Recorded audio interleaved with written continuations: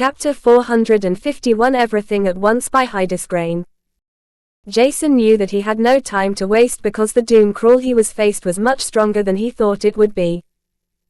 He utilized his Mana Eyes Abyss ability and Petri's Petrification Curse in order to intimidate the doom crawl for a short moment. At the same time, he exerted the race-specific Weakening Curse to its fullest extent by using a majority of his stored mana.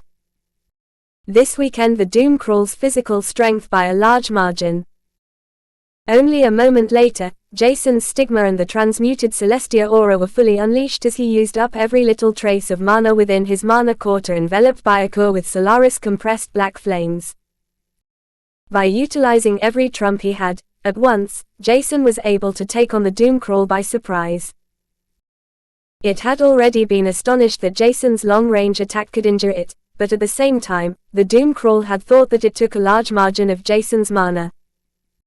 This was the biggest mistake it had made, as it was caused by underestimating Jason's strength, just because he was a human. Jason never expected that nobody was able to perceive that he was a halfling and not a pure human being, but this was great to know. The Stigma didn't release any particular mana fluctuations that would allow anyone to figure out that he was a foreign race. It was only the glow and how the Stigmas looked that would attract some attention, while Jason's Celestia aura had been transmuted, preventing anyone from determining that he was a halfling from the Celestia race. One might figure out that his aura was not that of a human, but in order to comprehend this, one had to look everything up from closer. Thus, only when Jason had emerged right in front of the doom crawl, did it understand in what kind of dangerous situation as a faint halfling escaped its mouth. However, before the doom crawl could say anything else, Jason had already cut through its neck, targeting the area with the fewest mana currents that protected it. After that, the doom crawl screamed out in pain before it tried to push Jason away. Yet, instead of allowing the doom crawl to touch him, Jason jumped back, only to look at the dying doom crawl without any pity. When its body went limp, he took its spatial ring before he picked up the injured Arior after reassuring that he was fine. Having used up all of his mana, Jason felt extremely exhausted. Instead of joining the fray to continue fighting, he decided to take care of the injured Ariors and humans while collecting every single dead corpse. He didn't distinguish between humans, Ariors, or one of the four races they were currently fighting. Jason had multiple reasons to do so, but the biggest reason was that he wanted to take the humans and Arior with him in order to give them a proper funeral, while collecting the four races' corpses was much easier than taking their spatial ring with him. This was because the corpse would vanish inside his spatial ring, while the other races' spatial rings would fall on the ground or be drawn to Jason. The latter was only possible because he used some of his replenished mana to envelop the spatial rings to pull them towards him. He just stored them inside a large pouch that hung on his belt without caring what he might find inside the spatial rings. At the same time, he brought the injured Arior and humans back to the quickly established infirmary Jason found in the back of the battlefield. The infirmary was already overflowing and Jason wanted to help out, however, he was more a burden than a great help with his capabilities. There was nothing he could do except rescue everyone that had been injured. At the same time, he tried to avoid fighting against others as his whole body was aching from having used every trump at once. This was not something he should do lightly, and it was better to recuperate instead of overestimating his strength once again. With that in mind, several hours passed before the battle had ended with a more shocking result than expected. The Lyran race that had been overwhelmed by the small four-race alliance was able to retaliate when the Arior race and 5 big clans had ambushed the alliance. This allowed the Lyran and the Grail clan to fight against a smaller number of opponents at once. The more time passed, the more obvious the disadvantage of the small four-race alliance, and their morale began to plummet. In the end, they had overestimated their own capabilities, only because they had been an army of 500,000 members. It was unknown if there were other more armies of the small four-race alliance, but Jason and the others were confident that they had inflicted major damages to the small alliance. What Jason had not known was that they had just rescued the Grail clan, from which Til Grail hailed. This astonished him a little bit, and Jason wondered whether Till or maybe even Seren was there. With the number of spatial rings in his large pouch, Jason was sure that he wouldn't have to pay attention to collecting more cultivation resources. However, that was not important right now. He wanted to figure out whether Till Grile or Seren Jiwaya was in the Grile clan. As such, he manifested Artemis wings on his back and flew towards the Grile clan headquarters that looked more like ruins than the magnificent building complex it should have been before. While flying towards the Grile headquarters, Jason extinguished Solaris flames around his head. Jason retraced his Celestia aura and the glow on his stigma too, which allowed him to look like a normal youth. That was if one were to disregard his natural confidence, the masses of blood that had drenched his combat clothes, and the fact that his stigma looked like a large golden silverish colored tattoo. It didn't take long before he had arrived within the destroyed building complex. As he took a look around, he could see many injured humans, and there was a foreign race he had never seen before. The Lyran race were bipedal beings that looked similar to humans, just that their entire being was glowing in a faint white glow. Other than that, there was a faint halo around the Lyran race's head, and from the outer appearance, they looked extremely strong. However, Jason could easily decipher that they were at most on par with the Ephrata race that was among the weakest foreign races Jason had encountered until now. If his assumption was not wrong, the Lyran race was even weaker than the Ephrata race, because their number was much lower compared to the Ephratas. This might be wrong, but Jason had other things to take care of, and he didn't want to bother thinking about the Ephrata race. As such, he activated his mana eyes in order to search for familiar mana fluctuations. He found Fasro and Shane's mana fluctuations, but other than that he was unable to perceive anyone else he knew. That was until 5 minutes had passed and the last combat unit of the Grile family returned. Jason's eyes lit up as he perceived familiar mana fluctuations, and he couldn't help but shout, "Teacher, Till." He waved to Till, who was confused when he saw Jason. "Do I know him? Wait. Is that Jason?" Chapter 452 Desperation by Hydesgrain. If Till had been unable to sense Jason's mana fluctuations, he wouldn't have recognized him at all. It seemed as if everything about Jason had changed. Except for his mana fluctuations, only the golden-colored eyes that were mixed with a little bit silver were similar to how he had looked before. Nevertheless, Till Grile couldn't help but dive towards Jason before he disintegrated the wings on his back as he hesitantly asked, "You are Jason, right?" When Jason heard this, he couldn't help but smile as he said, "Obviously, I'm Jason. Who else could I be? How are you doing, and where is Seren? Is everything fine with him and his family too?" Till was glad that it was really Jason who stood in front of him. However, the question he was asking caused him to ponder for a moment. "You can already see that I'm alive, but that's everything I can proudly say. The whole clan seems to be on the brink of destruction, and not even the Lyran race is able to overcome the attack of the small four-race alliance.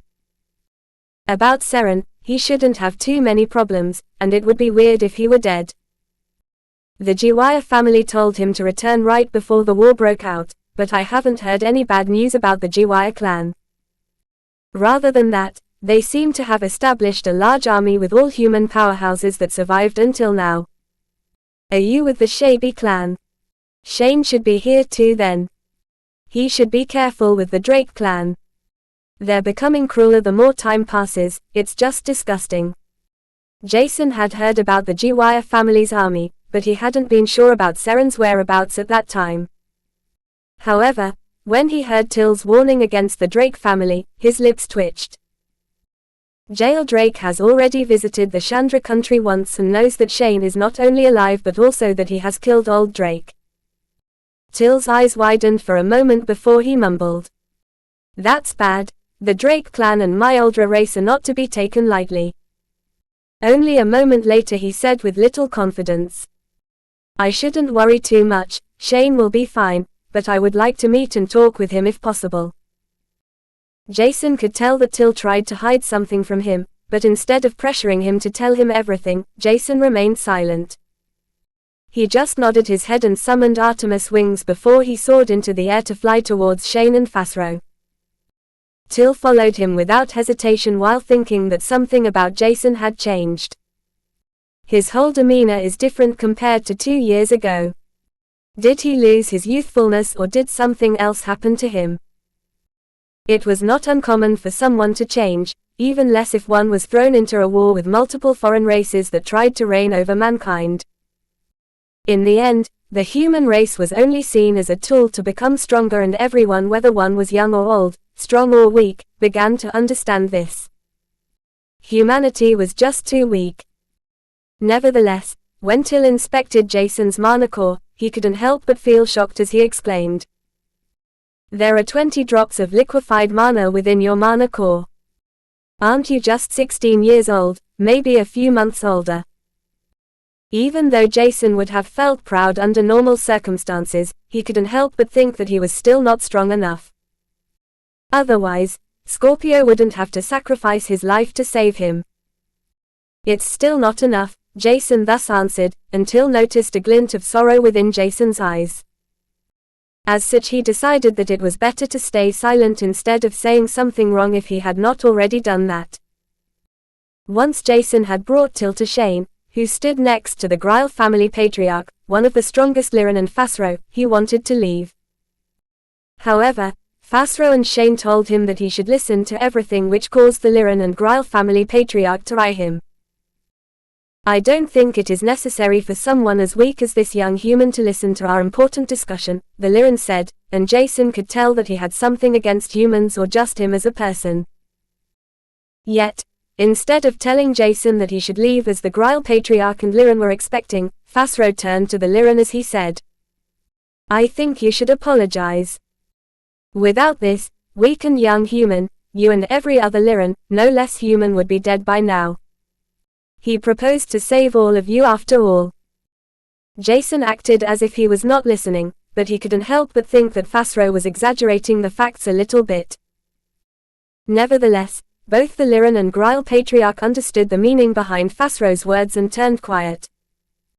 They didn't thank Jason, but he could tell that their view of him had changed within a single moment. After that, they had released their mana fluctuations in order to figure out more about his strength, only to see that he had barely 20 drops of liquefied mana within his mana core. "Weak." As expected, the Liren mumbled subconsciously, while the Grail patriarch's reaction was the complete opposite as he exclaimed, "How old are you?"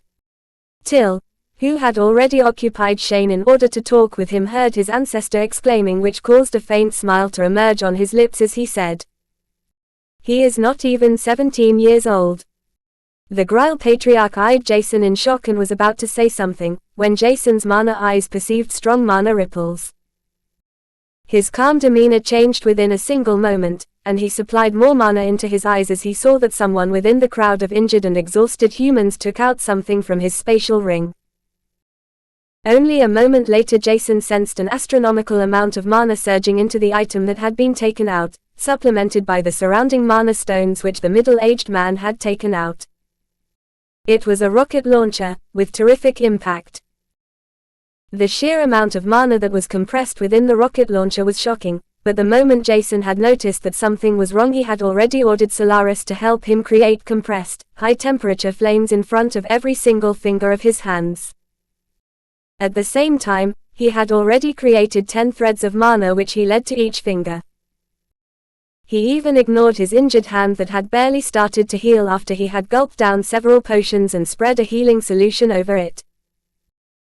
It was unknown whether the others could react fast enough, but Jason was sure that he was the first one to notice that something was wrong, as his mana eyes made this possible. The others had only been astonished when Jason's demeanor changed suddenly, only to notice a middle-aged man behind them cried out, "Can't you foreign races leave US alone?" It was a cry in despair which was something every citizen felt in the recent era of death and war. However, uncommon was the fact that everyone sensed a sudden, enormous amount of mana gathering at one place as Jason pushed aside Fasro, who was targeted by the middle-aged man that had begun to cry when he pulled the trigger. There was no time for Jason to wonder what was going on because the ammunition within the rocket launcher that was filled with the entire gathered mana had been released at once. Oh fuck. He could barely exclaim, when he instinctively unleashed his Stigma and Celestia aura, knowing that it would be impossible to face the rocket that shot towards him at a shockingly high velocity. At that moment, Artemis transferred every trace of mana towards Jason, while Solaris made use of it.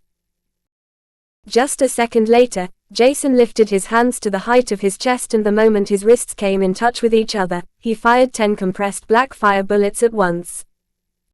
Suddenly, without him realizing it, a huge black flame shell had formed within the palms of his hands. It was shot towards the rocket as a huge explosion and the devastation of the surrounding followed suit. Chapter 453 You Belong to Me Now. By Hydesgrain.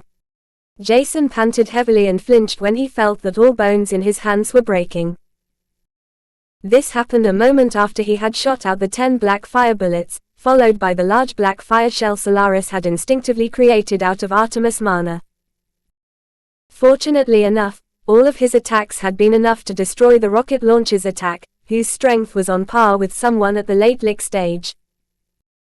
His mana eyes had perceived that the middle-aged man who tried to kill Fasro with the ambush had yet to enter the lick stage, which was probably the reason for everyone to be off guard against him.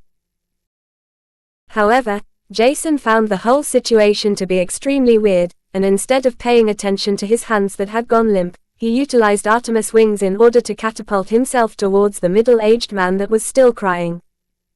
Did I kill it? Jason heard him mumbling, however, there was neither happiness nor joy in his voice. Only a moment after Jason had reacted, the others who had already solidified prismarine crystals began to move. It was astonishing that Jason had been faster than them, at least for those who were unaware of his mana eyes. Thanks to the mana ripples he had sensed before anything had even happened, Jason could act much faster than the rest.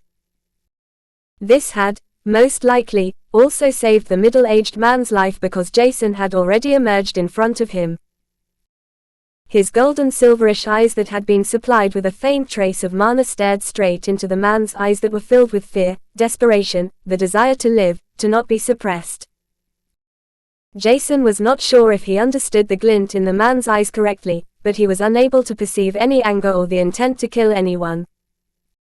This was weird, but when he was able to sense the middle-aged man's sorrow and his trembling hands whose grip around the rocket launcher had loosened, Jason couldn't help but sigh. In the end, Jason was overly familiar with the sorrow the middle-aged man radiated because he had been the same only 2 months ago.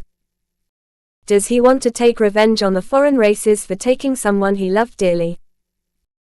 At the moment he thought this, Shane, the Grail family patriarch, and Fasro had already emerged next to Shane with their mana fully utilized, ready to kill the assassin.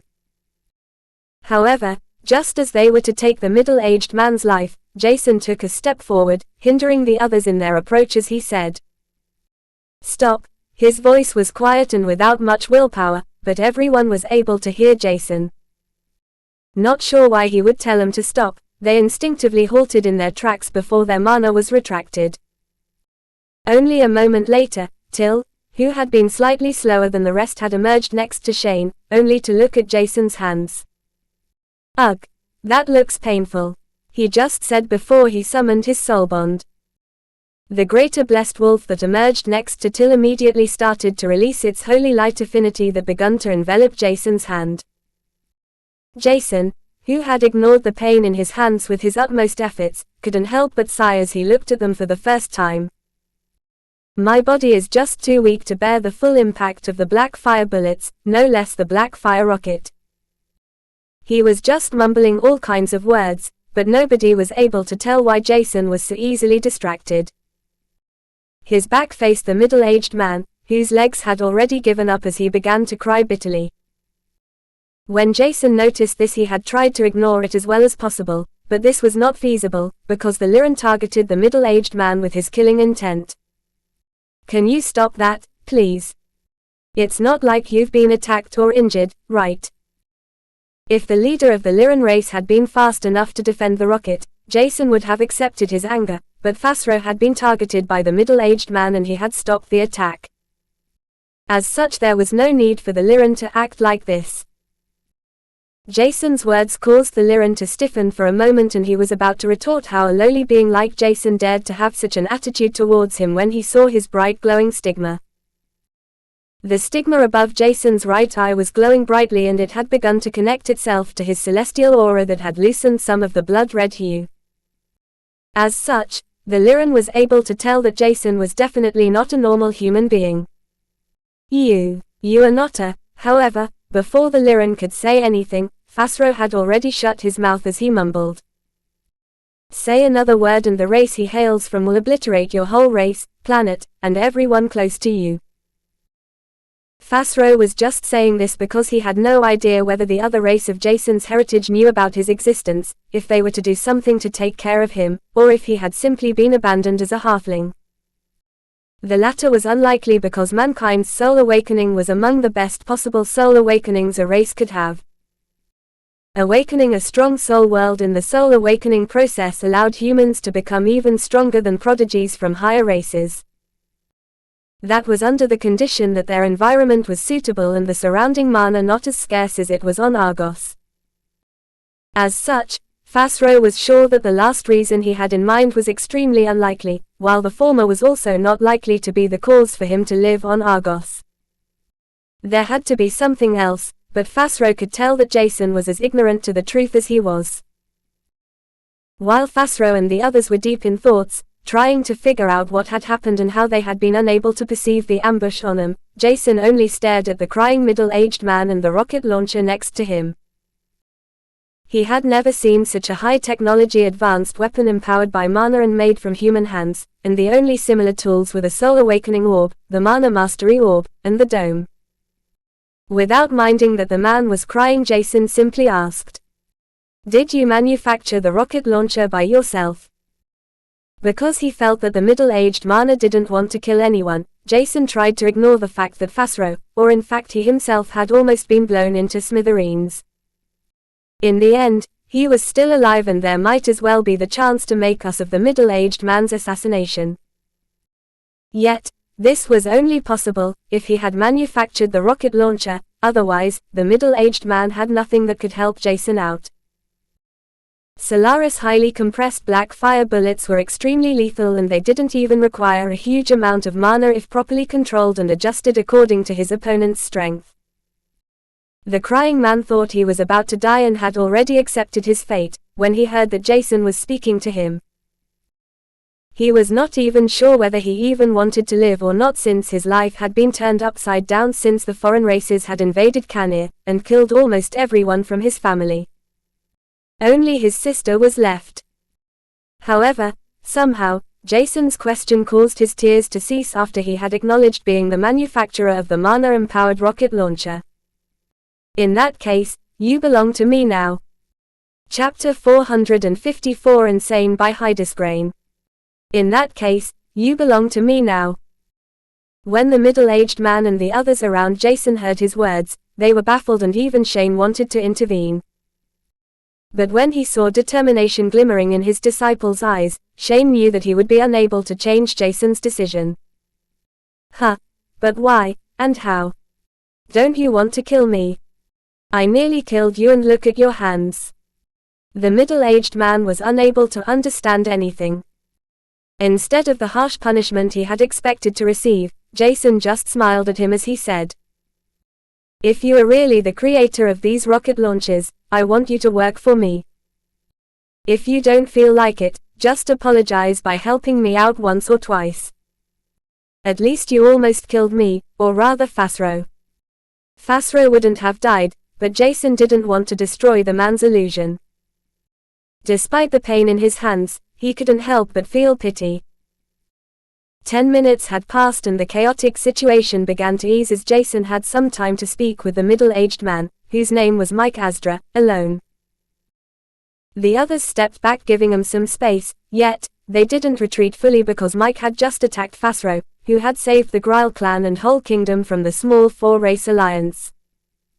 Who knew whether he would do something like this again?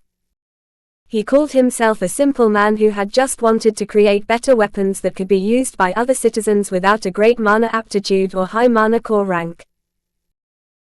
Mike had initially begun to manufacture weapons like rocket launchers and certain types of pistols in order to protect citizens from humans with ill intentions and ferocious beasts that might invade cities and protected areas during a beast tide. How could he have known that a war was about to start? Mike had also told Jason that his wife had the most knowledge about mana devices and that he had only learned a little bit in order to create mana guns and other similar devices. Unfortunately, she and Mike's daughter had been killed shortly after the War of the Foreign Races had begun, from an individual of a foreign race at that. As such, Mike began to hate foreign races and he could barely accept the Lyran race because they tried to protect the Greer family and kingdom. In the end, he had attacked Fasro, thinking that he belonged to one of the 4 races of the small 4-race alliance. As such, it was a big misunderstanding caused by the Terra the Arior race's appearance and mana fluctuations caused to Mike's mental health that was already unstable. This caused Jason to sigh in relief because it might be better to save Mike than kill him, because of the mistake he had made. Mike was still not sure what Jason wanted to do when he recalled how he had defended against the rocket launcher's attack that was on par with a Lord ranked elemental attack.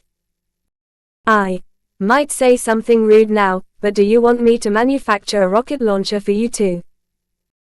If I'm not wrong, your hands are unable to bear the impact of the compressed mana you release at once, in a single direction.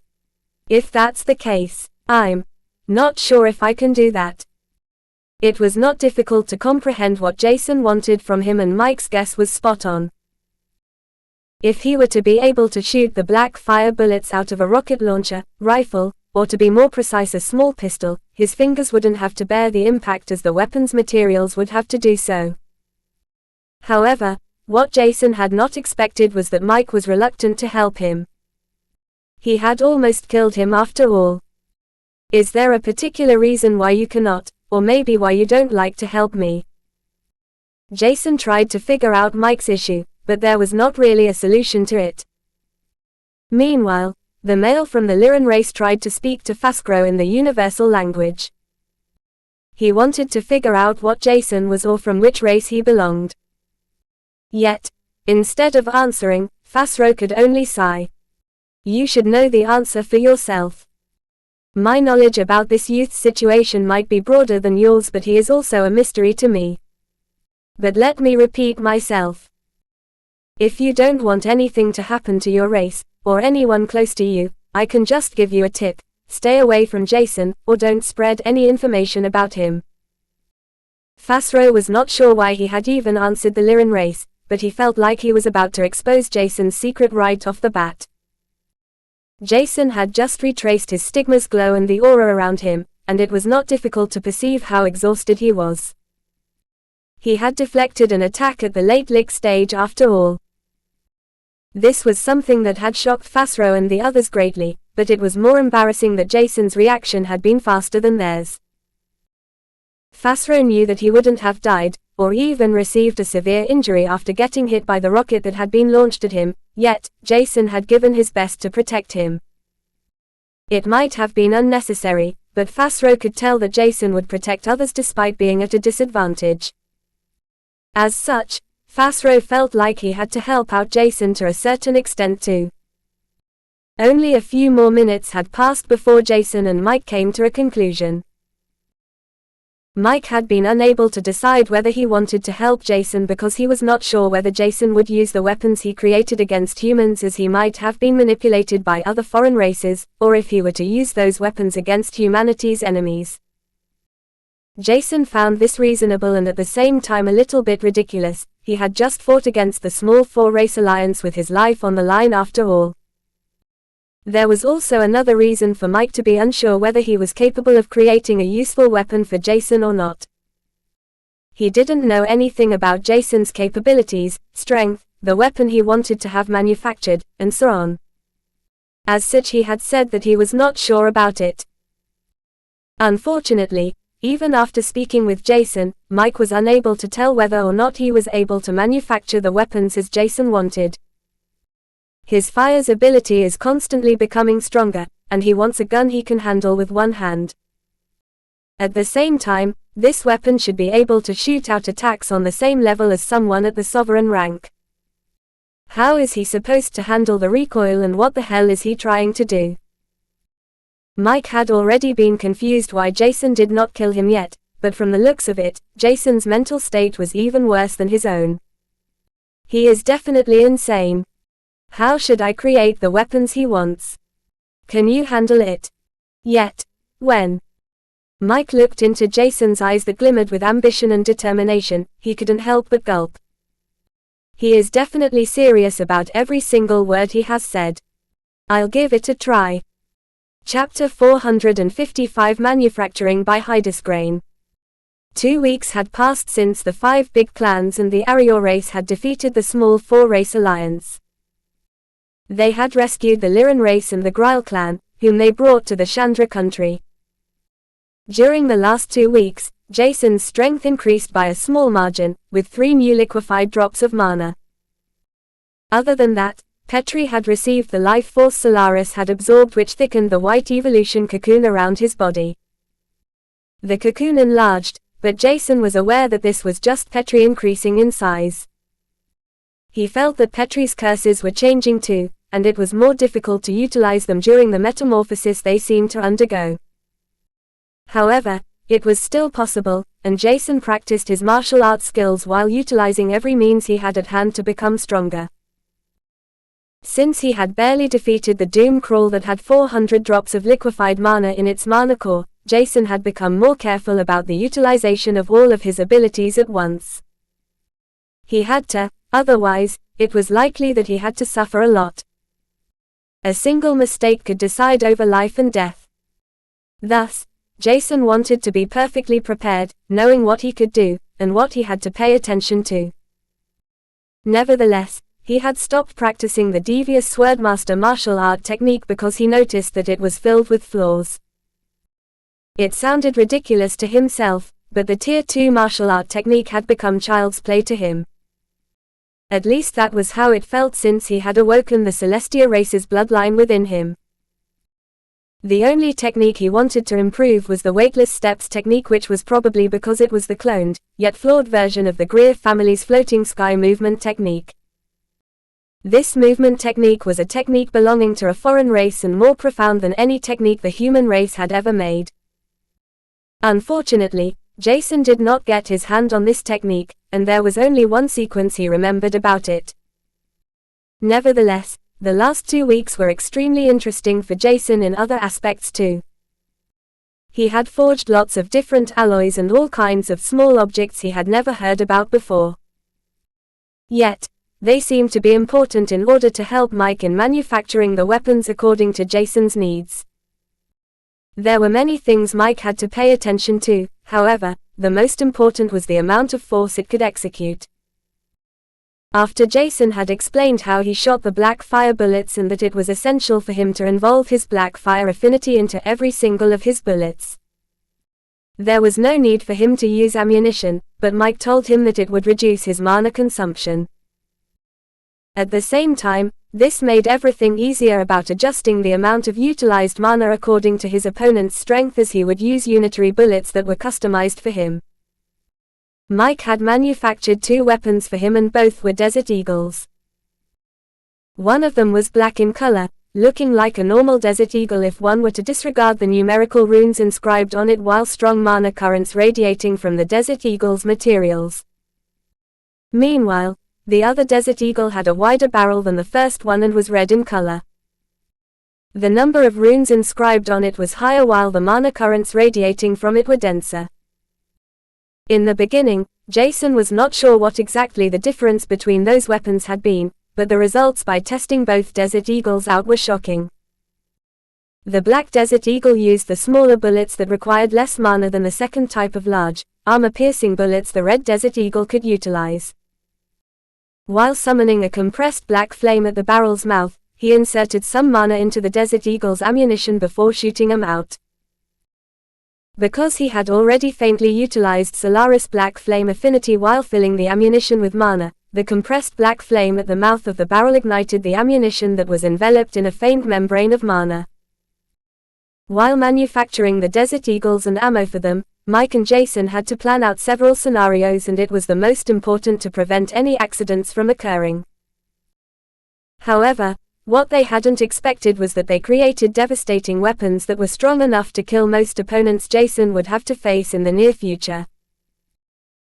While he could use Kumo, how he called the Black Desert Eagle, in order to shoot several times in succession, without the need to use up too much mana, Dagger, the Red Desert Eagle, was for the stubborn opponents with high defense capabilities. Both weapons were made out of the best materials Jason could procure from the big clans, and he just had to exchange mana stones or body refinement techniques with some translations within them. He translated them by himself, which allowed him to receive huge amounts of resources and everything else he required in exchange for the translations. To most big clans it didn't even matter how compatible their descendants were to those body refinement manuals. This was because everyone had started to become desperate, and Jason's translated body refinement manuals were a safe path to become a little bit stronger within a short period. If there hadn't been a war, Jason would have refrained from translating the body refining manuals he found within the spatial rings of the deceased foreign races, but mankind's stance against the Drake clan and Myoldra race was worse than he had initially expected. Furthermore, nobody knew that he had translated the manuals because there were only a few that knew about his capabilities. He had just used the Arior race to find a scapegoat for his lie, and everything else had been perfectly fine. 2 weeks had passed and the Myoldra Race Alliance had already annihilated 3 more big clans and races on their conquest through Khanir. Weirdly enough, it seemed like the Myoldra race wanted to save Shane, the 6 big clans, the Arior race, and now the Liran race for the end. This gave them enough time to prepare themselves, which was the weird point. Why would the Myoldra race even allow this? The only somewhat feasible answer was that Jail Drake wanted to take Shane and the rest down when their last ray of hope had been extinguished.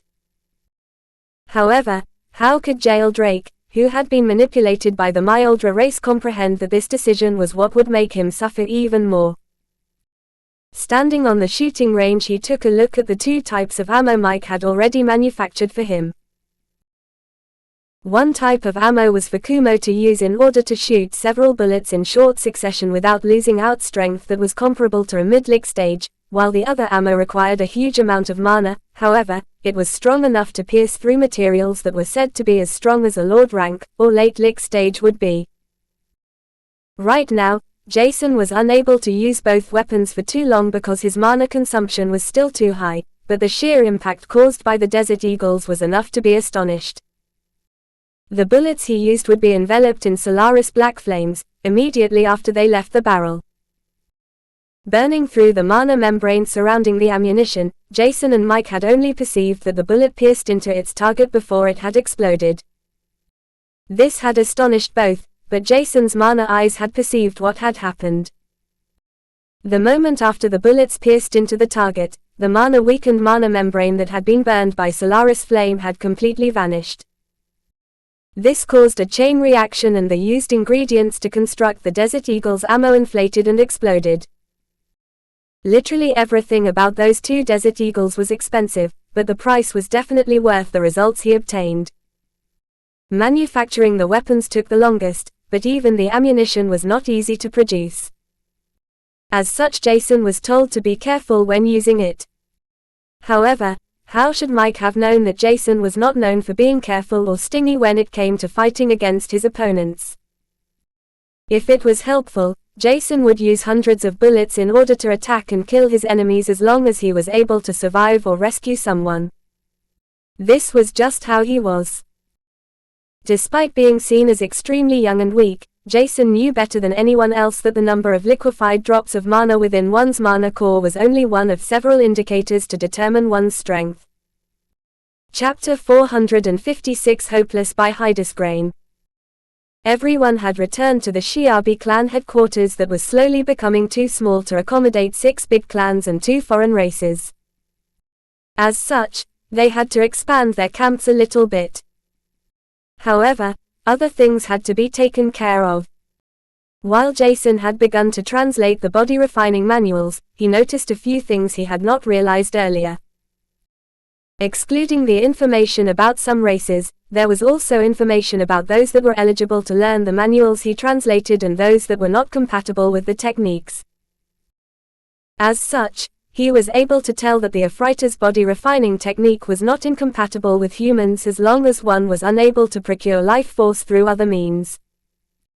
This was interesting, but even more so was the fact that the Doomcrawls had a neutral physical body refinement technique. It was compatible with everyone, which was interesting to know, and one was fortunately not required to be cursed. With that in mind, Jason had begun to translate and copy his translations at a rapid pace. If it was possible to strengthen everyone equal to a few drops of liquefied mana, this would be a great achievement. As such, the price for his translated body refinement techniques began to decrease, and he had even requested help. He wanted to hire someone copying his translated parts word by word. They had to be bound by an advanced soul contract because Jason didn't want that his identity would be exposed, but that was no problem. As such, with the manufacturing process of his weapon, the translation of body refinement manuals, forging, absorption of mana, refinement of his physique, and adjustment of his body to every single ability he had, Jason did not sleep a single minute. However, that was not required, and instead of doing something needless, Jason was determined to make use of every minute of the day. Unfortunately, this was not enough to accomplish everything he had wanted to before news about the army from a small four-race alliance arrived in the Chandra country. Initially, Jason and the others had thought that they annihilated the Doomcrawls, Thudra race, Ganassia race, and Maladar race. Yet, that didn't seem to be the case, and the army they had defeated had to be a small part of those that had fled. Nevertheless, the news about the army of the small four race was not enough to shock Jason and the rest. Instead, it was the news about the Drake clan, Myaldra and Bahrain race suppressing and annexing multiple big clans and races. This was the worst that could happen, and the whole Drake alliance seemed to have become a huge army with millions of soldiers. Most of them were humans at the Lick stage, but they were not considered a threat. The real threat were the foreign races at the Prisma stage. Even though the Arior race was superior to the most common and even higher races because of their combat experience and prowess, there were too many opponents, and the Myaldra race was even stronger than them. As such, the Arior race's morale plummeted while everyone started to become desperate. Jason had even heard some Arior that started to debate whether they should retreat to their own world or not. It was only obvious that they valued their life as every living being would. Because of that, Jason was able to understand that the benefits the Arior race obtained from the Shiabi clan were not worth the death of several tens of thousand Ariors. Yet, Jason was still able to see a ray of hope. That was at least until Fasro had approached him as he said, "I don't know what you want to hear right now, but it's a fact that we can't win against the Drake Alliance. Even though we have 6 big clans and 2 foreign races, this would be barely enough to fight against the Myaldra race and Drake family. We, the Arior race, and the Liran race might be strong enough to face the Myaldra race together, but what about the Drake family? Are the 6 weakened big clans strong enough to fight them head-on?"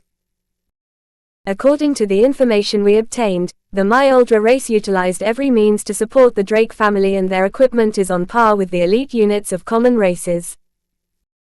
Furthermore, they have practiced Terra advanced body refining techniques to a high degree, which means that they had prepared everything for a long time.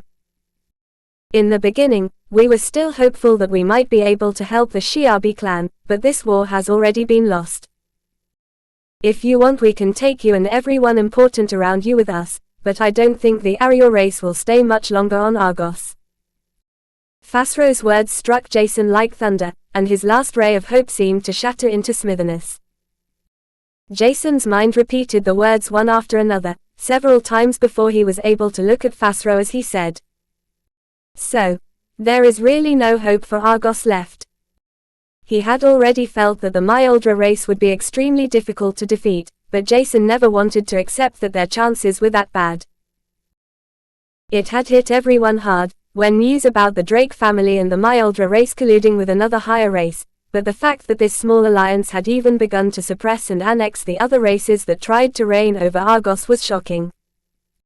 This was out of everyone's expectations, and nobody of the Arior race would have thought that this might happen. The Myoldra race was arrogant and didn't title themselves as the strongest higher race only to accept the help of weaker races. Because of that, the Arior race had already been confused that they colluded with the Bahrain race, which was deemed as weaker than the Myoldra race. Nevertheless, the Bahrain race was still a higher race and not one of the common races they had annexed. This should have been a disgrace to the Myoldra race and not something they would normally do in order to conquer a lowly planet that had yet to awaken its mana heart for millennia. There had to be an instance that caused the Myoldra race to change their mind about their behavior, but neither Jason nor the Arior race knew what kind of situation could have created this mind-changing behavior. Jason felt gratitude towards Fasro because of his great offer. However, he was sure that his masters wouldn't follow him to the Arior race's world. Furthermore, Jason did not plan to leave them for now. He didn't want to lose someone important to him anymore, even if that meant that he had to become a devil, massacring millions of living beings. Solaris was his chance to become stronger, and by utilizing enough mana, absorbing its opponent's life force, and digesting it, he might increase his chances to survive. Nevertheless, they would remain infinitely close to zero. Jason was fully aware of this, and he was torn back and forth as he reluctantly asked, "When are you and the Ariors departing?" Chapter 457 Will You Be Okay? By Hydesgrain. Fasro gave Jason 1 week to think about what he wanted to do, and even that was already a lot. If it was up to him and his siblings, they would have already departed. However, their mother, one of the Arior race's elders, had decided against this. It seemed that their mother had yet to give up on Argos. There could be something that made her confident in Argos' future, but nobody living on Argos was able to see that yet. But, without knowing what exactly this could be, everyone's morale had begun to plummet. Even if the Arior race had not announced the departure to the 6 big clans, it was clear that mankind's situation became worse with each passing day. 2 days had passed, and Shane, who had departed a few days earlier in order to figure out something, had returned with the first good news. The Jiwaya clan and most ancient clans and sects have come to a consensus. They want to team up against the Drake Alliance. We have been asked to merge our alliance with theirs, and I think this might be the best we can do for now. When Shane had said so at the meeting in which the 6 big clans, the Liran and Arior race and a few others, including Jason, were present. Shane's news sounded good, but Jason couldn't help but feel a little bit uncomfortable with Shane's gaze that brushed past him way too often. It seemed as if Shane was trying to make eye contact with him while avoiding him at the same time. There had to be something wrong, and when the big clans inquired about the names and numbers of the big clans, ancient clans, and sects that colluded with the Jiwaya family, Jason's eyes turned cold. The Blood Sect. Jason had refrained from speaking at the meetings with the 6 big clans in order to avoid attracting too much attention, but he had subconsciously blurted out what he had on his mind. Fortunately, he was able to calm down before he said more, and his ice-cold eyes that leaked killing intent reverted back to their normal state. Jason ignored the other big clan heads that looked at him annoyed, as he stared at Shane, who looked at him apologetically as he nodded his head faintly. Yet, instead of seeing complex emotions that caused Jason to be torn back and forth, he just smiled. This caused Shane to feel as if something bad were about to happen, but he remained silent. Finally, I can search for my mother's murderer. It was obvious that killing someone who was important to the Blood Sect in the current times would be the stupidest thing he could do. However, being able to figure out more about his mother's murderer was important. Until now, he only knew that he hailed from the Blood Sect and that he had a race-inherited ability from the Blood Sect too. Furthermore, he knew that his strength should be roughly at the low lick stage with approximately 100 or more drops of liquefied mana in his mana core. It might as well be higher, but Jason didn't think that the man he was searching for was stronger than he was. Excitement could be seen in Jason's eyes and his Celestia aura leaked subconsciously. At the same time, the blood-red color that had receded backlashed, and Fasro, Midra, and the representative of the Lyran race noticed this with a tinge of fear in their eyes. As such, Fasro quickly intervened before something unpredicted was about to happen. If we were to collide with the Jiwaya family, there should be a temporary truce with everyone. I think the Drake Alliance is the biggest issue everyone has to face right now. The other feuds can be solved after that, right? Shane lifted his eyebrow when Fasro said this, and from the way the Ariels and Lyran had looked at Jason before, it was as if they were able to sense something he was unable to perceive. However, before he was able to think about this some more, the Shiabi Patriarch suddenly asked. Does that mean that the Ariel race won't depart? You said, we, after all. This caused Fasro's whole liquefied body to stop moving for a quarter of a second as he said. If the chances to face the Drake Alliance are not close to zero and we receive the order to stay here, we will do so. Other than that, I won't promise anything, and I guess the same applies for the Lyran race, but that's not something I can or will decide. The representative of the Lyran race just nodded his head and didn't say anything while eyeing Jason with the corner of his eye.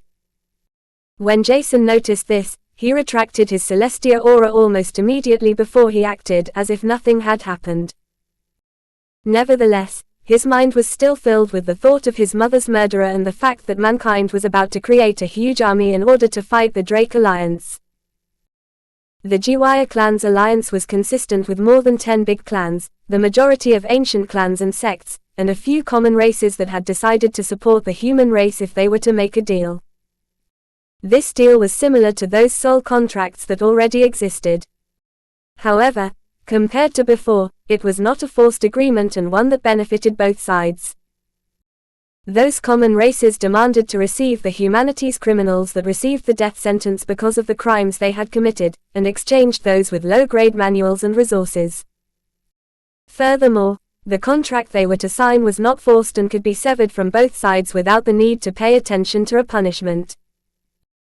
There was almost nobody that bothered about the lives of those that were sentenced to death either way, and even Jason had to acknowledge that he didn't care about what would happen to them as long as they were guilty. As such, he didn't say anything to the Jiwaya Alliance's behavior. Instead, he sensed that the combined forces of the Jiwaya clan's alliance and the Shabi clan's alliance might be able to take care of the Drake Alliance. That was at least if the only higher race were to be the Myoldra race. The Ariel race had not much information about the Barance race, but they knew was enough to frustrate everyone. Apparently, their cultivation talent was not that great, but that was balanced out by their strong ice and water affinity. Meanwhile, their combat prowess was said to be high too. When Fasro had listened to every piece of information he had received, he could tell that the chances to fight against the Drake Alliance were not zero anymore. Their combined forces should be enough to fight head-on with the suppressed big clans, common Foryang races, the Drake family, and even the Myoldra race. However, the Bahrain race was a different matter. There was no information about their number and strength. It was as if they were the hidden forces of the Drake Alliance. Thus, they had to estimate their strength and number, which meant that they had to exaggerate. This was to prevent underestimating their opponent. In the end, the discussion took several hours, but Jason had already stopped listening to it after he had heard the news about the Blood Sect.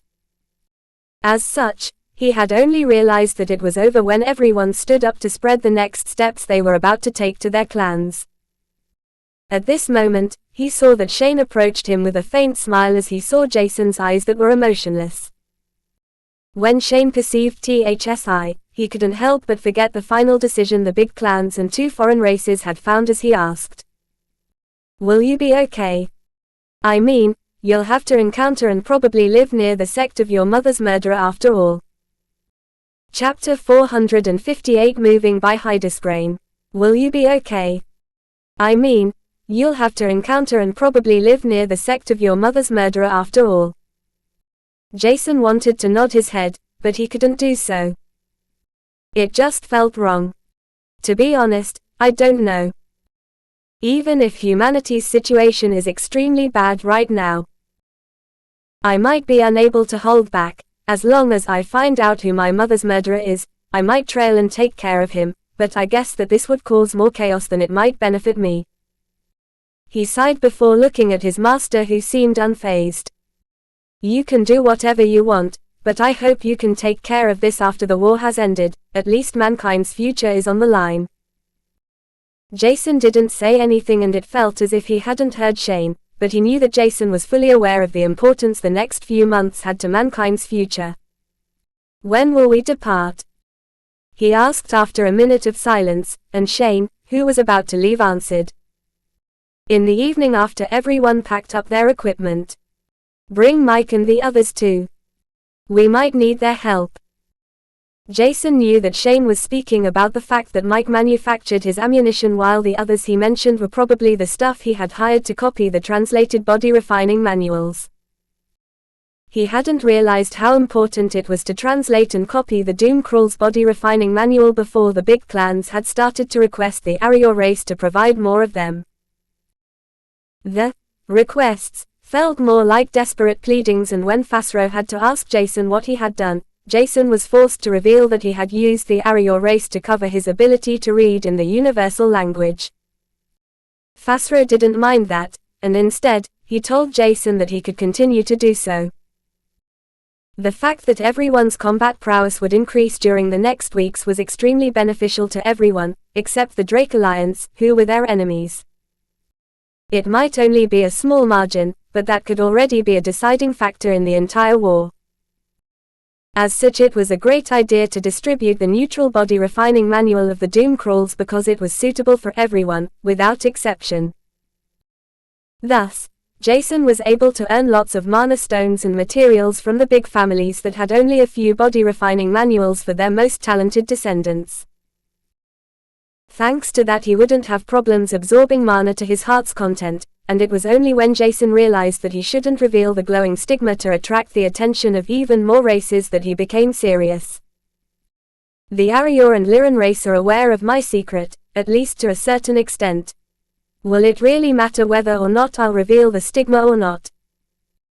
At that moment, he remembered what common races had signed the unconditional contract with the Jiwaya Clan Alliance. As his eyes widened, he realized something that caused him to be dumbfounded. Wait, how can that be possible? The Shadow Walkers decided to combine their forces with us. Weren't they the reason why everything had begun in the first place? Are we really that desperate? This confused Jason a lot, but there was nothing to do about it. In the end, mankind's situation was just too tricky and dangerous. Even if they didn't like or even hated the races they combined their forces with, there was no other way out of their miserable situation. As such, everyone had to accept the Shadow Walker race as their comrades. It might be only temporary, but everyone had to calm down and stay level-headed. Otherwise, the grain of hope some humans were able to perceive would disappear before it could blossom. Jason didn't feel like there was much hope in their current situation. That was at least the case after Fasro had explained in a detailed manner how high their chances were. Without the Bahrain race, they might be able to fight the Drake Alliance on par, but the unknown factors about the mysterious race were just too many. As such, Fasro had told him that he shouldn't be too hopeful. Instead, he should be prepared for the worst-case scenario. In the evening, the 6 big clans and 2 foreign races departed, and it took the slowest almost 2 days before their soul bonds which they rode arrived in the complex of several dozen camps. Every big clan and race had their own camp in order to prevent creating any disturbances, and Jason couldn't help but think that this was great for the overall situation, but disadvantageous for his own plan. Even if he did not plan to kill his mother's murderer directly, he had wanted to find him as soon as possible. Unfortunately, this didn't seem to be as easy as he had expected. As such, he had to be patient and wait for the perfect moment to occur. At least I can absorb mana while revealing my stigma and the Celestia aura in our camp. With that thought in mind, Jason was able to remain calm. After every big clan of the Shi'Abi alliance had arrived, the two forces started to prepare a grand meeting with every important authority. Both Shane and Dahlia were invited too, which meant that their hidden identity had been figured out by everyone. However, that was not problematic, and Dahlia used her Silver Origin flame to revert the changes she had done within her and Shane's faces. As such, everyone would be able to tell who they were, as long as one lived for more than 50 years. This was because their faces had spread in the news after Shane had annihilated the Shaw clan. Jason didn't really think that this was important because they had other things to take care of. He had wanted to use his free time during the grand meeting in order to meet up with Mike and the others whom he had hired to copy the Doomcrawl's body refining manual. But, before he knew what was going on, Midra and Isla had appeared in front of him. Jason was not sure what was going on, but Midra told him that he had to attend the grand meeting too. Initially, he didn't want to do so, however, one simple sentence convinced him to attend the meeting. The Ephrata race has been suppressed and annexed by the Drake Alliance. If you want to claim your opponent to take revenge, you'll have to do that today. Jason was not sure why Midra had told him this, but he was glad that she did, as his bloodlust and the desire to kill the Ephrata intensified. His Celestia aura had leaked for a second, and for a quarter of this second, it had been fully intertwined with the blood-red color that bothered every foreign race. What kind of race can change one's aura according to their exposed emotions? Midra wondered as she stared at Jason's aura that had manifested as fast as it had vanished. Because it was a formal meeting, Jason had to change his clothes, which took only a few minutes. After that, he manifested Artemis wings before he followed Midra and Isla. They attended the grand meeting too, and it was only when Jason saw that the center of the camps was a huge building complex, he knew where the meeting would be held. With his mana eyes activated, he was able to perceive every little detail within the building complex as more than 100 mana cores came into his sight. So, those are the important people that might be able to change mankind's future. Chapter 459 Standoff by Hydesgrain. His mana eyes could only perceive a few mana cores that were at the Lick stage. Other than that, everyone was at the Prisma stage. Because of that, it was obvious that the majority of big clans had brought their highest authorities to the grand meeting. If Jason was not wrong, every big clan's patriarch should be there, in addition to some important guests. Shane was strong but unfortunately not powerful enough to be on par with the big clans that had more than 50 years to absorb mana, while he had to escape from a few clans' pursuit. Furthermore, they weren't deemed as important enough to attend the grand meeting. As such, they were considered anomalies, and it was only because of the special stance they had in a few big clans that Jason's masters had been allowed to attend the meeting. However, Jason shouldn't have thought too much about the reasoning of his masters attending the grand meeting, because he entered the hall at which the grand meeting was held completely unprepared. He had only changed into a set of formal clothes and couldn't even comb through his short hair that had only regrown a little bit. Nevertheless, his appearance was still superior to the majority of guests, and there should only be a few that looked better than him. This would be mainly because they wore better clothes or had a better hairstyle, but Jason couldn't care less. His already good appearance had further improved after the primal Celestia bloodline awakening, and there was no need to hide his looks. Yet, instead of attracting the attention of the others through his looks, Jason received the most attention due to the fact that he entered the grand meeting with two individuals from the Arior race. Fasro had requested to postpone the meeting for a few minutes, and the reason was none other than Jason. As such, everyone stared at him. His golden silverish eyes and the tattoo above his right eye highlighted his appearance further, making him interesting. Other than his appearance, most clans and sect patriarchs and matriarchs focused on investigating his combat prowess. More than 20 liquefied drops of mana and he should be less than 20 years old, not bad I guess. There was only one comment, and it was loud to be heard by everyone. Except for this comment, nobody dared to say anything, and it was only when Shane pointed at the chair next to him that Jason had also stopped investigating everyone's exact combat prowess. At the same time, he had wanted to figure out who the Blood Sect Patriarch was. He had to investigate his arch-enemy's strongest force after all. Jason took the seat next to Shane and the Shi'Abi clan Patriarch, who smiled lightly before he averted his attention back to the grand meeting. There were only a few gazes that stayed on him after his mana core rank had been evaluated. However, those that looked at him were more interested in other things than his mana core rank. Only one gaze bothered Jason extremely. It was that of a middle-aged man with brown hair, a mana core with 3 solidified prismarine crystals, and transmuted mana that looked similar to that he had seen during the Big 3 school tournament. A psychokinesis affinity. He mumbled inwardly before he stared straight into the middle-aged man's silver eyes that seemed to try figuring out every single detail about his entire existence. At that moment, goosebumps covered his body, and Jason instantly knew what the person sitting on the other side of the huge table was doing. He is scanning my mana core's size and fluctuations.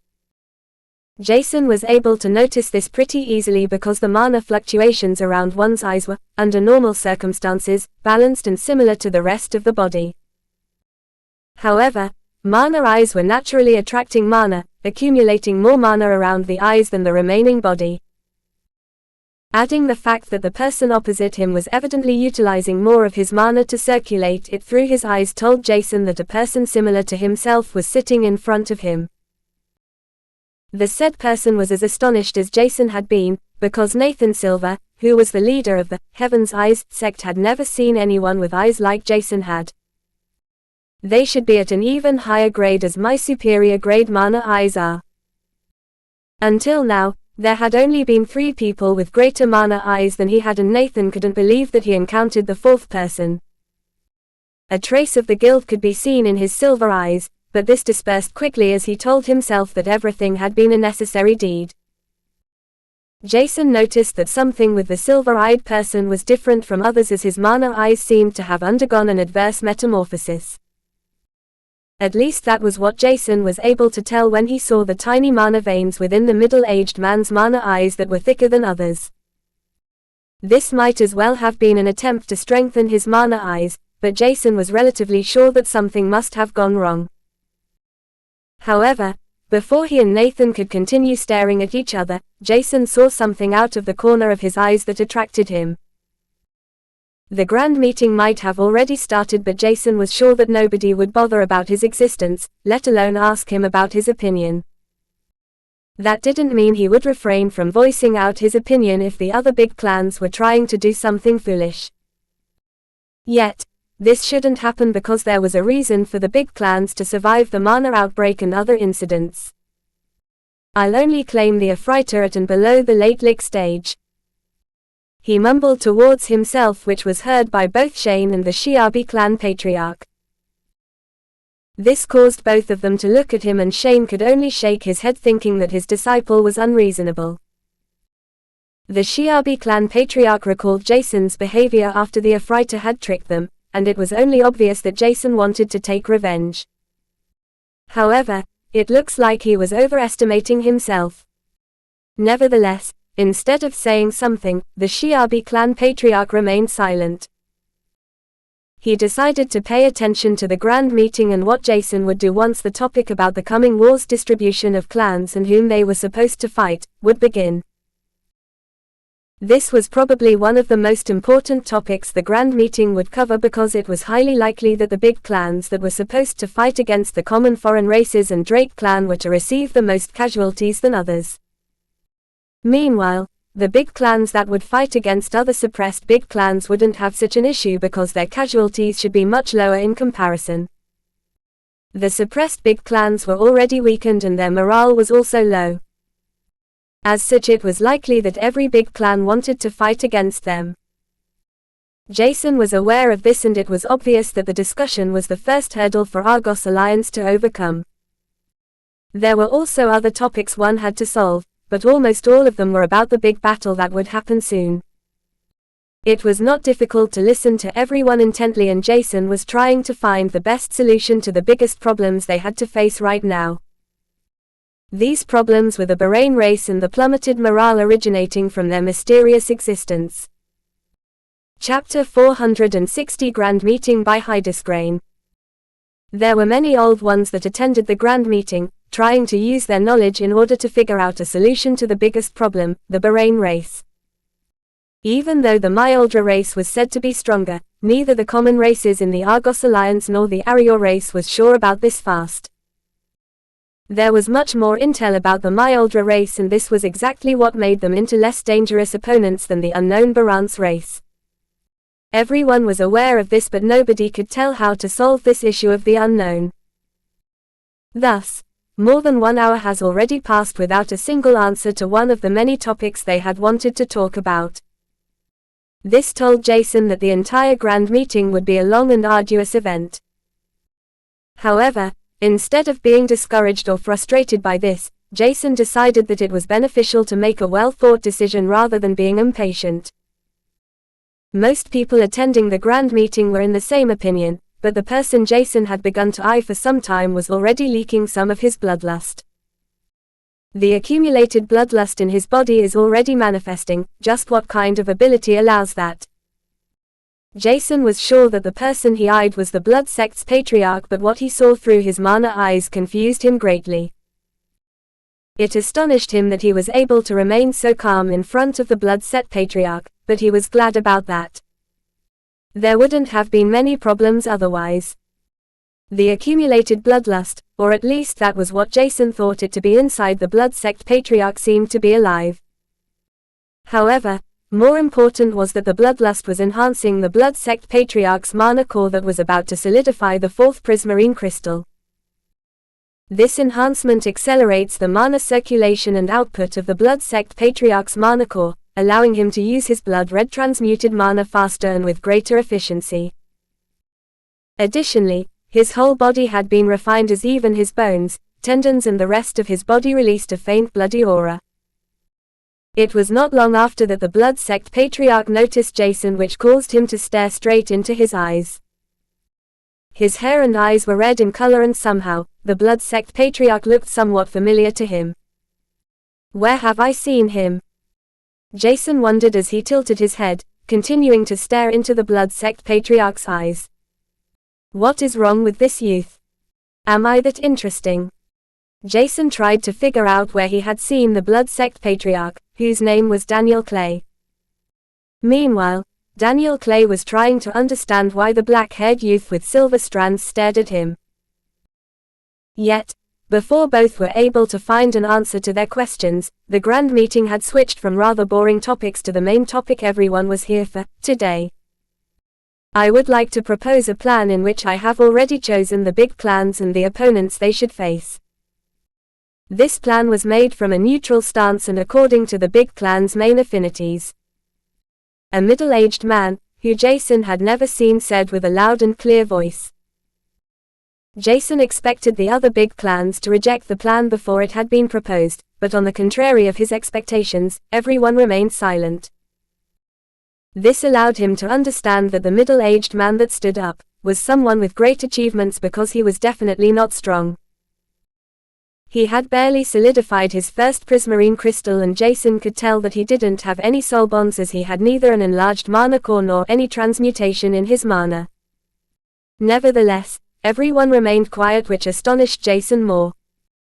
As he was about to ask Shane, who sat next to him, he only received a finger sign, telling Jason to stay quiet.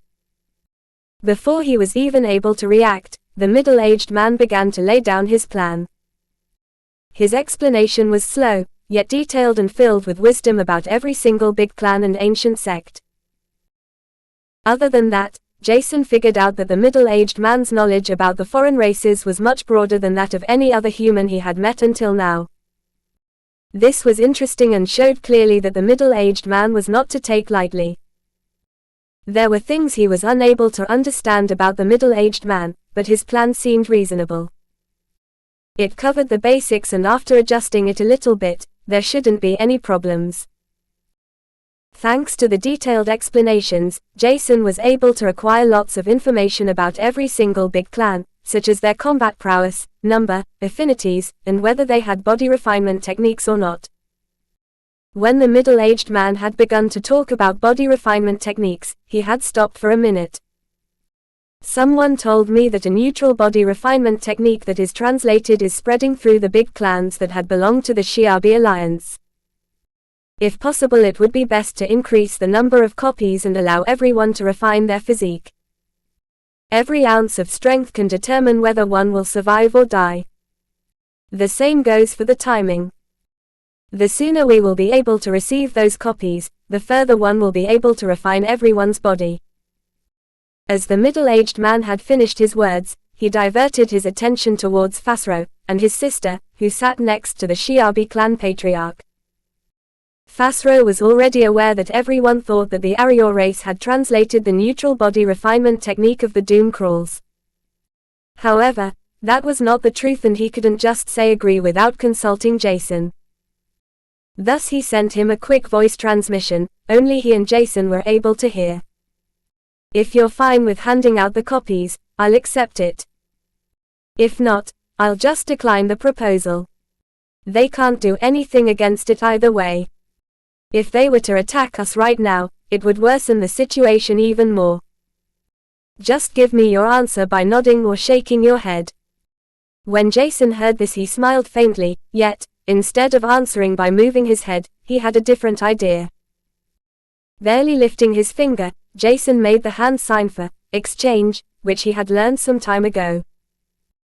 It was Midra who had told him a few things about the universal language and their perks of being usable for every race, whether they were blind or deaf.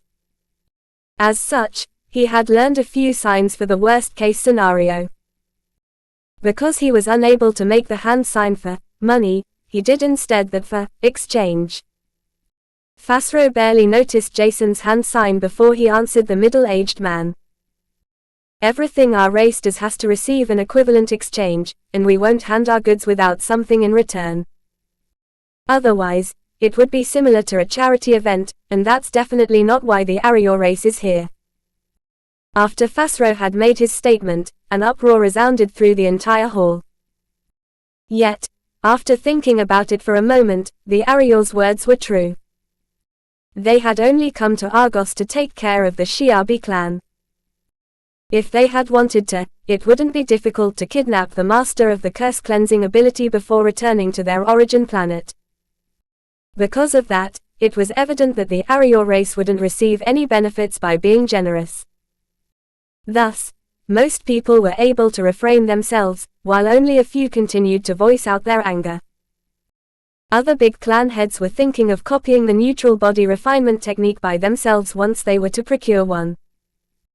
However, unbeknownst to them, this was more difficult than they could have ever expected. If it were to be as easy as they assumed it to be, nobody would purchase the neutral body refinement techniques from Jason. As such, there had to be a trick, and only Jason knew about it. There was a small trick he had employed to prevent this, and even the Fasro had been astonished when he had heard about this. Meanwhile, the middle-aged man had just lifted his eyebrow, looking at Fasro as if he had seen something he expected and at the same time something that was unexpected. Did the Arior just listen to the youth's hand sign?